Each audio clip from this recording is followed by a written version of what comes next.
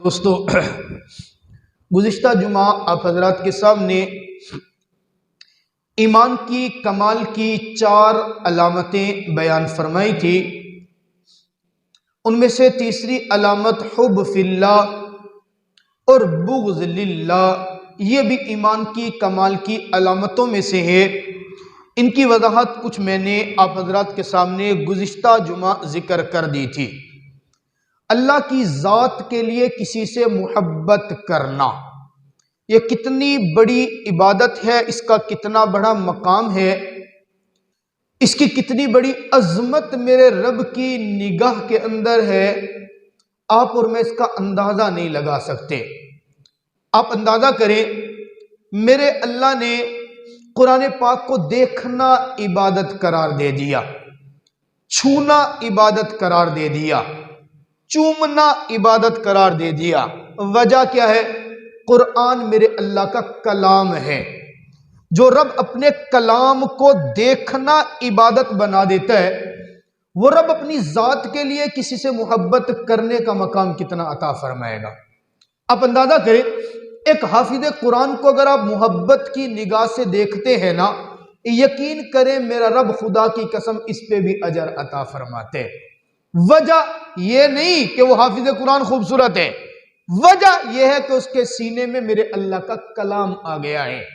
ایک عالم دین کے چہرے کی زیارت کرنے کو عبادت قرار دے دیا، وجہ کہ اس کے سینے کے اندر میرے اللہ کا قرآن، میرے نبی کا فرمان اور میرے رب کا دین ہے۔ یہ چھوٹی چھوٹی باتیں ہمیں بتاتی ہیں کہ جو رب اپنے کلام کی حفاظت کرنے، جن کو ظاہری طور پر ذریعہ بنایا، ان سے محبت کرنے کو عبادت بنا رہے، وہ اپنی ذات کے لیے محبت کرنے کو کتنی بڑی عبادت قرار دے گا۔ حدیث مبارکہ میں آتا ہے نا، جب 2 مسلمان آپس میں ملتے ہیں، کتنی پیاری حدیث ہے، میرے اللہ کی ذات کے لیے محبت کرنے والوں کا مقام سنیے گا۔ جب 2 مسلمان آپس کے اندر ملتے ہیں، ان کا ملنا محض اللہ کے لیے ہو، دنیاوی کوئی اور غرض ہو ہی نہ، صرف اللہ کے لیے مل رہے ہیں، یہ ملتے ہوئے آپس کے اندر ہاتھ ملاتے ہیں، آپس میں ایک دوسرے کے ساتھ ہاتھ ملایا، سلام کیا، فرمایا ان کا ملنا محض رب کی رضا کے لیے ہو، رب کی محبت کے لیے ہو۔ یہ جیسے ہاتھ ملاتے ہیں، میرا اللہ ان کے اوپر رحمت کی برسات شروع فرما دیتے ہیں، اور فرشتوں کو حکم دیتے ہیں، اے میرے فرشتوں، یہ بندے صرف اور صرف میری محبت میں ایک دوسرے سے مل رہے ہیں، ان کا ملنا مجھے رب ذوالجلال کو اتنا پسند آیا کہ ان کے ہاتھ چھوٹنے سے پہلے ان کے گناہوں کی معافی کا اعلان کر دو۔ اللہ کی ذات کے لیے محبت کی نشانی۔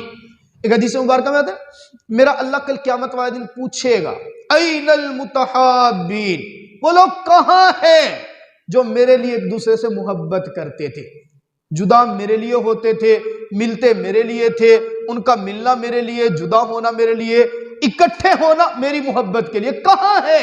ان کو تلاش کر کے لاؤ۔ کیوں تلاش کیا؟ فرمایا آج کے دن میں ان کو اپنے عرش کا سایہ نصیب فرماؤں گا، اور یہ دن ایسا ہے کہ میرے عرش کے سائے کے علاوہ کوئی اور سایہ آج کسی کو ملنا نہیں ہے۔ اب اندازہ کریں اللہ کی ذات کے لیے محبت کرنے کے فوائد کتنے ہیں۔ ایک حدیث مبارکہ میں آتا ہے، میرے آقا فرماتے ہیں کل بروز محشر میدان محشر لگا ہوگا، اولین و آخرین سارے موجود ہوں گے، میرے رب کے سامنے میرا رب آرڈر دے گا، حکم دے گا فرشتوں کو، وہ چند نور کے منبر بنا کے لائیں گے، نور کی کرسیاں ہوں گی، چمکدار کرسیاں ہوں گی، فرمایا نور کی منبر، نور کی کرسیاں ایسے خوبصورت لوگوں کے لیے ہوں گی، نہ تو وہ نبی ہوں گے، نہ ولی ہوں گے، نہ شہید ہوں گے۔ 3 جملے میرے آقا نے واضح فرمائے، وہ لوگ نہ نبی ہوں گے، نہ ولی ہوں گے، نہ شہید ہوں گے۔ ان کرسیوں پہ جب آ کر بیٹھیں گے، ایسے نورانی چہرے ہوں گے کہ لوگ ان کے چہروں کو دیکھ کر رشک کریں گے۔ صحابہ نے پوچھا آقا، جب وہ نہ نبی ہوں گے، نہ ولی ہوں گے، نہ شہید ہوں گے، تو ہوں گے کون؟ کہا یہ وہ خوش نصیب لوگ ہوں گے جو دنیا کے اندر خالصتاً میرے رب کی رضا کے لیے ایک دوسرے سے محبت کرتے ہوں گے۔ کل قیامت والے دن میرا اللہ ان کو صرف اپنی ذات کے لیے محبت کرنے کی وجہ سے اتنا اونچا مقام عطا فرمائے گا۔ حدیث میں آتا ہے ایک شخص گیا اپنا علاقہ کراس کر کے ایک دوسرے علاقے کے اندر، مشقت کا سفر اٹھایا۔ آج کل کی سردی کی سمجھ لیں، کوئی موٹر سائیکل پہ بیٹھ کے میرے کی طرح بیچارہ دور سے آیا ہوگا، سفر کر کے گیا تو دوسرے علاقے کے اندر جب پہنچا، میرے اللہ نے فرشتے کو انسانی شکل دی۔ وہ انسانی شکل کے اندر گیا اور اسے جا کے پوچھا، نوجوان آپ یہاں اس علاقے میں کیا کرنے آئے ہو؟ کہا فلاں ایک بزرگ ہیں، ان سے ملنے کے لیے آیا ہوں۔ کہا آپ کو ان کے اوپر کوئی احسان ہے؟ کہا نہیں احسان ہے۔ کہا ان کا آپ کے اوپر کوئی احسان ہے؟ کہا کوئی احسان نہیں ہے۔ کہا کوئی دنیاوی ضرورت اور غرض ہے؟ کوئی مقصد کسی کام کے لیے ملنے جا رہے ہو؟ کہا نہیں کوئی دنیاوی غرض بھی نہیں ہے۔ کہا پھر کیوں ملنے کے لیے جا رہے ہو؟ کہا اس لیے ملنے کے لیے جا رہا ہوں، وہ بندہ بڑا نیک ہے، میرے اللہ کا ولی ہے، اور میں رب کی ذات کے لیے اس سے محبت کرتا ہوں، فقط اس لیے ملنے جا رہا ہوں۔ میرا رب فرماتا ہے اے میرے فرشتے جا آسمانوں کے اندر اعلان کر دے، جو بندہ دوسرے بندے سے فقط میری رضا کے لیے ملنے کے لیے جا رہا ہے تو میں رب بھی اس بندے سے محبت کا اعلان کر رہا ہوں۔ اب اندازہ کریں ہم کسی سے محبت کریں تو جناب والا اس کے اوپر آنچ نہیں آنے دیتے، حرف نہیں آنے دیتے، بات نہیں آنے دیتے۔ جب میرا اللہ جس بندے سے محبت کر لے گا، بھلا کیا اس کو جہنم کی آگ میں جلا دے گا؟ سوال ہی پیدا نہیں ہوتا۔ کیا میرا رب اس کو کل آخرت میں سب کے سامنے رسوا کرے گا؟ ناممکن ہی نہیں ہے۔ یہ رب کی ذات کی محبت، بندہ اللہ سے محبت کرے، اللہ کے لیے محبت کرے، ایک وقت آتا ہے کہ میرا رب اس بندے کو اتنا قریب کر لیتا ہے، اتنا محبوب بنا لیتے، اتنا محبوب بناتا ہے کہ اس کی آواز پر بڑی بڑی چیزوں کو اس کے تابع فرما دیتے ہیں۔ اور واقعہ ہے نا، کتنا زبردست واقعہ ہے، سچا واقعہ۔ جناب عمر رضی اللہ تعالیٰ عنہ کا زمانہ ہے، ایک شخص ہے 90 سال کا بوڑھا ہے، 90 سال اس نے رب کی نافرمانی میں گزارے ہیں۔ گویہ تھا اپنے علاقے کا، بڑا مشہور، گانے گاتا تھا، لوگ اس کو گانوں کے لیے بلاتے تھے، بڑی بڑی بھاری بھرکم فیسیں دیتے، اس کا گزر بسر گانا گانا ہی تھا۔ گانا گاتے گاتے بوڑھا ہو گیا۔ جب بوڑھا ہوا تو زبان کے اندر وہ مٹھاس نہیں رہی، آواز کے اندر وہ خوبصورتی نہیں رہی۔ اب لوگوں نے گانے کے لیے بلانا چھوڑ دیا، اتنا فقیر ہوا، محتاج ہوا، گھر کا سامان بیچنا شروع ہو گیا۔ گھر کا سامان بیچتے بیچتے یہاں تک کہ جان کے لالے پڑے، کھانے کے لیے کچھ نہیں۔ اب رب کے دربار پہ آ کے جھک گیا۔ یہ بھی ایک بڑی بات ہوتی ہے کہ بندہ جوانی، بہتر تو یہ افضل عبادت تو وہی ہے جو جوانی کا سجدہ ہو میرے رب کے سامنے کیا جائے، افضل تو وہی ہے، لیکن پھر بھی نہ کر سکا، چل بڑھاپے میں آیا میرا رب تو وہ آنا بھی قبول فرما لیتے ہیں۔ بڑھاپے میں آیا، 90 سال کی عمر میں آیا، رب کے سامنے آ کے جھک گیا، قبرستان کے اندر جنت البقیع میں بیٹھا ہے، ایک قبر کا سہارا لے کے اللہ سے دعا کرتے، ربا 90 سال گزار دیے تیری نافرمانی میں، اللہ گانے گاتا تھا، تجھ سے لوگوں کو دور کرتا تھا، ربا جب گاتا تھا لوگ پیسے نچھاور کرتے تھے، اللہ کوئی پاس آنے کے لیے تیار نہیں، ربا کوئی پاس بیٹھنے کے لیے تیار نہیں، اللہ کوئی کھانا کھلانے کے لیے تیار نہیں۔ میرا رب اگر کوئی دروازہ نظر آیا تو وہ تیری چوکھٹ اور تیرا دروازہ نظر آ رہے، تیرے علاوہ کوئی اور چوکھٹ نظر آتی نہیں ہے۔ اللہ تو اپنے سینے سے لگا لے، اللہ تو اپنی محبتیں دے دے، مانگنے کا انداز ہے، اللہ تو اپنی محبتیں دے دے نا، ربا تو کھانے کا انتظام کر دے۔ ابھی یہ دعائیں مانگ رہے ہیں، ادھر سے میرے اللہ نے جناب عمر بن خطاب رضی اللہ تعالیٰ عنہ کے دل میں ڈالا۔ بعض نے لکھا سوئے ہوئے تھے، خواب کے اندر آیا، عمر تو سو رہے، جا جنت البقیع میں فلاں جگہ پر میرا ایک محبوب دوست بیٹھا ہے، اور جا کر اس کے لیے کھانے کا انتظام کر دے۔ اور میرے دوست ذرا سوچ تو صحیح، میرے رب نے کسے بھیجا؟ خدا کی قسم عمر کو بھیجا۔ یہ وہ عمر ہے جو خود آیا نہیں ہے، پیغمبر نے ہاتھ اٹھا کر جس کو مانگا ہے، یہ وہ عمر ہے جو چلتا راستے پر ہے، شیطان راستہ چھوڑ کر بھاگ جاتا ہے، یہ وہ عمر ہے جو دھڑکتی زمین پر درہ مارے تو زمین دھڑکنا ہلنا بند کر دے۔ میرے رب نے اس عمر کو گھر سے اٹھایا، جا میرے محبوب بندے کے لیے کھانے کا انتظام فرما دے۔ اے رب کی محبت۔ حضرت عمر رضی اللہ تعالیٰ آگے، اب حضرت عمر رضی اللہ تعالیٰ کا تو کوڑا بھی بڑا مشہور تھا، جیسے قبرستان کے اندر ہے، یہ قبر کے پیچھے بیٹھا ہوا رو رہا ہے، مانگ رہا ہے دعائیں اللہ سے۔ یہ ڈھونڈتے ہوئے یار اس کی نظر پڑی نا، عمر آ گئے، سمجھا اب میری خیر نہیں ہے۔ توبہ تو اللہ کے ساتھ معاملہ تھا نا، بظاہر تو معروف تھے گانا گانے کے اعتبار سے، وہ توبہ کا سلسلہ تو اللہ کے ساتھ تھا۔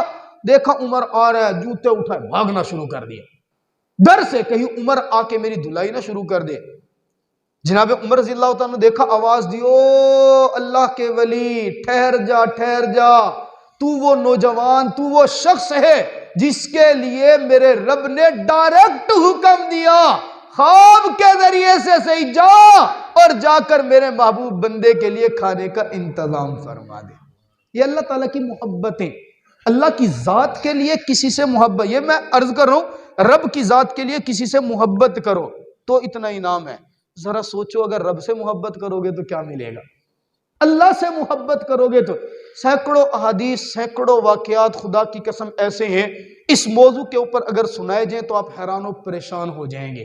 یہ کیا ہے؟ جب انسان کے دل میں رب کی محبت آتی ہے نا، پھر بندہ رب کے قریب ہوگا، رب کے احکامات کو ماننے کے لیے دوڑ لگائے گا، پھر کوشش کرے گا کہ میرا رب کسی بات سے ناراض نہ ہو جائے، پھر کوشش کرے گا مجھ سے کوئی ایسا عمل سرزد نہ ہو جائے جو رب کی منشا، رب کے احکام، نبی کے فرمان، نبی کے طریقے، شریعت کے خلاف ہو، میں اس سے بچنے والا بن جاؤں۔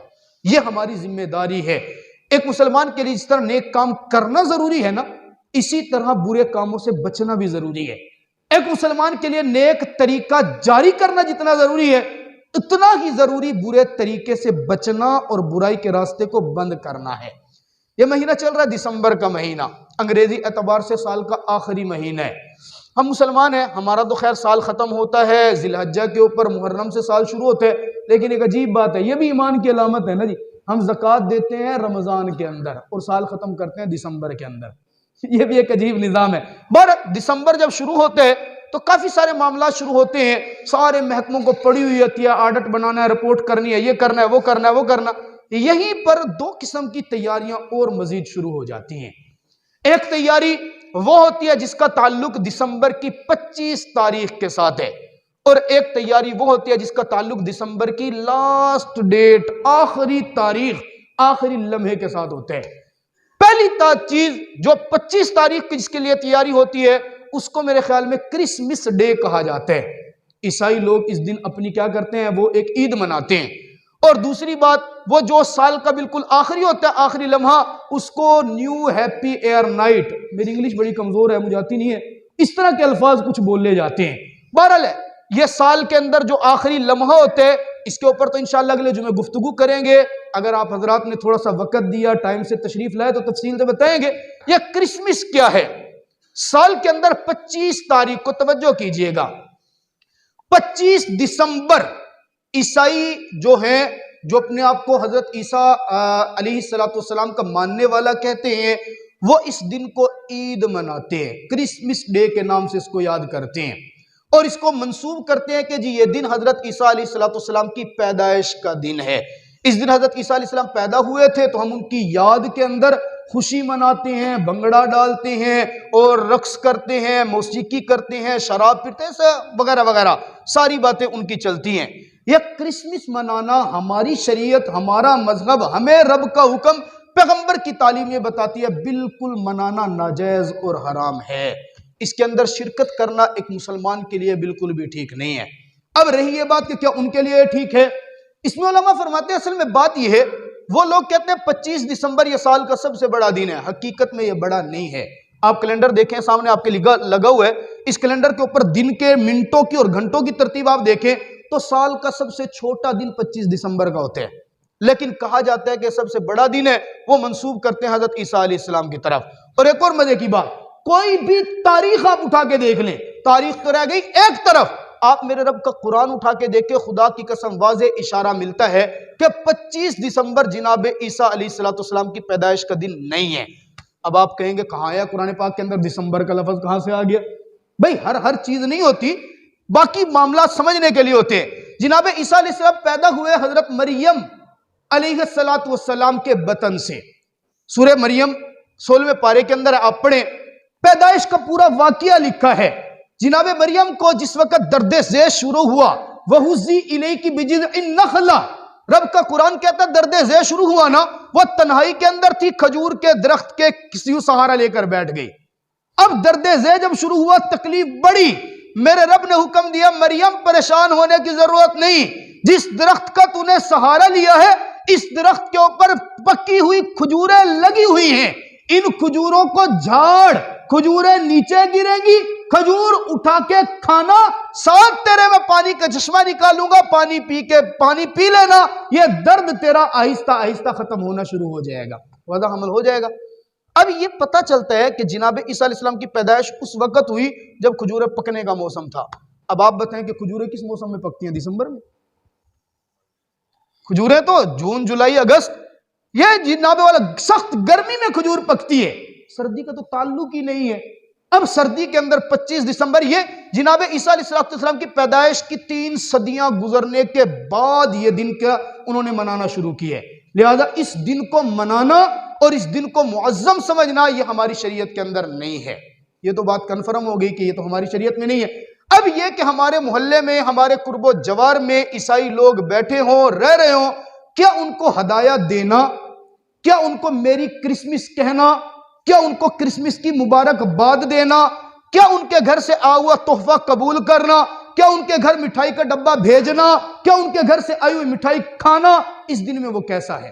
ذرا سمجھئے گا، مسئلہ ہے شرعی طور پہ بتا رہا ہوں۔ 4 حالتیں اس کی علماء نے بیان فرمائی ہیں۔ سب سے پہلی حالت کہ آپ کسی کو، عیسائی کو، کرسمس منانے والے کو، آپ اس کو حق باطل نہیں سمجھ رہے، آپ صرف رسمی رکھ رکھاؤ کے طور پر، معاشرے کے طور پر میسیج سینڈ کر دیتے ہیں، یا جناب والا اس کو گلی کے اندر ملا، آپ نے کہہ دیا کرسمس مبارک، حق باطل کچھ بھی نہیں آپ نے سمجھا، نہ اس کو حق سمجھا، نہ باطل سمجھا، نہ عبادت سمجھا، نہ کچھ، ویسے رکھ رکھاؤ کے طور پر آپ اس کو کہہ دیتے ہیں کرسمس مبارک ہو بھئی، تیری خوشی کا دن ہے۔ یہ کہنا بھی شریعت کے اندر حرام ہے۔ دوسرے کی شریعت کا احترام ہمارے لیے، شریعت اس کی ہے ہی نہیں، اس کے مذہب کا احترام ہمارے ذمے یہ نہیں ہے کہ ہم اس کے اندر خوشیوں کے اندر شریک ہو جائیں۔ وجہ یہ کہ جب ہم اس کو کہہ رہے ہیں کرسمس مبارک ہو، اس کے نزدیک یہ کہ عیسیٰ پیدا ہوئے۔ اب جب اس سے پوچھا جائے کہ عیسیٰ بیٹے کس کے، وہ کہتے ہیں یہ اللہ کے بیٹے ہیں۔ تو آپ نے جب اس کو کہا کہ کرسمس مبارک ہو، گویا آپ نے ضمناً یہ تسلیم کر لیا کہ نعوذ باللہ حضرت عیسیٰ اللہ کے بیٹے ہیں، اور فرمایا کہ رب تعالیٰ کے لیے اولاد کا ثابت کرنا اتنا برا عمل ہے۔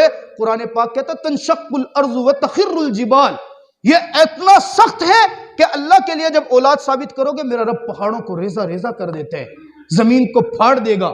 اس لیے رب تعالیٰ کی ذات کے لیے بیٹا بنانا، اولاد ثابت کرنا یہ تو درست ہے ہی نہیں۔ دوسری بات آپ نے جناب والا کر لیا کہ چلے آپ نے، یہ تو پہلی بات تھی نا کہ آپ اس کو حق باطل نہیں سمجھتے۔ دوسری بات یہ کہ آپ نے کہا چلو عیسیٰ علیہ السلام کی پیدائش کا دن ہے تو اس پیدائش کے دن میں چلو میں بھی اس حضرت عیسیٰ کے احترام کے اندر اس کو مبارکباد دے دیتا ہوں۔ پیدائش کا دن مان لیا اور ماننے کے بعد آپ اس کو مبارکباد دیتے ہیں، تو جناب والا یہاں پہ علماء فرماتے ہیں یہ صرف حرام نہیں، حرام شدید ہے۔ اب آپ کہیں گے مفتی صاحب بھی مذاق کر رہے ہیں، حرام اور حرام شدید میں کیا فرق ہے؟ تو میں جواب دوں گا کہ قرآن پاک کہتا ہے ایک جگہ پہ فَلَهُمْ عَذَابٌ علیم، کہ فلاں فلاں کام کرو گے تو ان کے لیے دردناک عذاب ہے، اور کہیں پہ فرماتا ہے اِنَّ عَذَابِي لَشَدِيدٌ، میرا رب کہتا ہے فلاں گناہ کرو گے تو میرا صرف عذاب نہیں ہوگا، عذاب شدید ہوگا۔ معلوم ہوا شدت میں اور غیر شدت میں فرق تو ہوتا ہے نا، تو اس لیے پہلا کام صرف حرام تھا، اور دوسرا آپ نے اگر اس کے مذہب کی اعتبار کرتے ہوئے آپ نے وہ کیا، اس کو مزید مبارک دی تو عذاب شدید ہوگا۔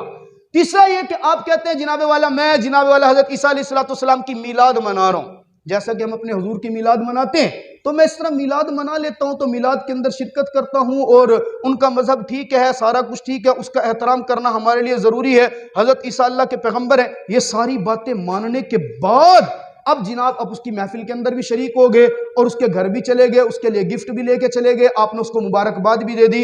علماء فرماتے ہیں صرف عذاب ہی نہیں ہوگا، آپ دائرہ اسلام سے بھی خارج ہو جائیں گے۔ اب آپ کا اسلام، وجہ کہ آپ نے اللہ کے لیے اولاد کو ثابت مان لیا، آپ نے اس وقت جب ہم پیغمبر صلی اللہ علیہ وسلم کے ماننے والے ہیں، اب تو ہمارے لیے شریعت بھی یہی ہے۔ اب اس شریعت کے علاوہ کسی دوسری شریعت کو حق سمجھنا اور اس کی طرف مائل ہونا گویا اپنے ایمان کی توہین اور تنقیص ہے، جو کہ شریعت میں بالکل بھی برداشت نہیں ہے۔ اس لیے ان ساری باتوں سے بچنا انتہائی ضروری ہے۔ اس لیے یہ جو 25 دسمبر کا دن ہے، اس دن کے اندر کسی کو رواداری کے لیے بھی آپ میسیج نہ کریں، ٹیکسٹ نہ کریں، واٹس اپ نہ کریں، فیس بک پہ ٹیگ نہ لگائیں، آپ کسی کو یہ نہ کہیں، پوسٹ نہ کریں جی میری کرسمس والوں کو مبارک، ضرورت ہی نہیں ہے آپ کو۔ ایک انسانی ہمدردی، وہ اپنی جگہ، وہ اپنے مسلک پہ ہے تو اپنے مسلک پہ ہے، تجھے ضرورت ہی نہیں ہے یہ بات کہنے کی۔ اور ایسی کوئی بات نہیں ہے کہ اگر آپ نے یہ نہ لگایا تو اگلا آپ سے بولنا چھوڑ دے گا، کوئی ایسی بات نہیں ہے۔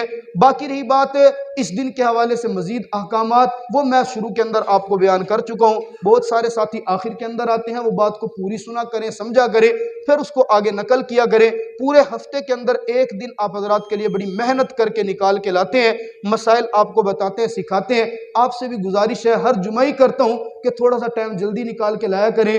آپ ہم سے توقع کرتے ہیں کہ ہم وقت کی پابندی کریں، تھوڑی سی توقع ہماری بھی دل کے اندر ہوتی ہے کہ آپ بھی تھوڑی سی وقت کی پابندی کریں۔ اللہ تعالی ہمیں سمجھنے کی توفیق عطا فرمائے۔